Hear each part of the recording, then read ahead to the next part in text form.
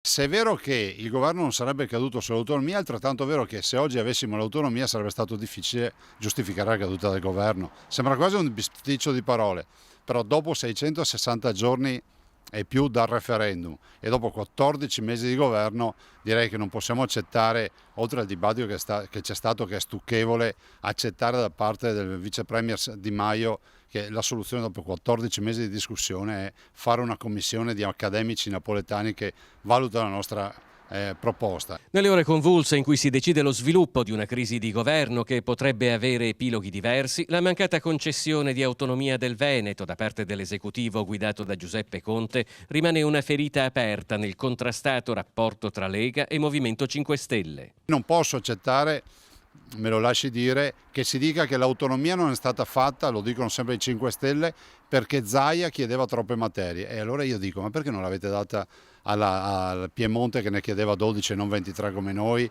o alla Emilia Romagna che ne chiedeva 15 e non 23 come noi, e come la Lombardia? Però guardi, per tagliare la testa al toro c'è solo un sistema. I 5 Stelle in Consiglio regionale del Veneto hanno votato la nostra proposta di autonomia con le 23 materie. Adesso dicono che sono troppe, per cui non abbiamo avuto l'autonomia. Zaia è per elezioni subito e dice no all'ipotesi che in Parlamento si possa trovare un accordo per quelli che definisce governicchi. Alle polemiche di chi vede in Salvini al governo un pericoloso uomo forte risponde così. Nessuno di questi si preoccupava di quando Renzi aveva il 42% in Veneto e la Lega era il 3%.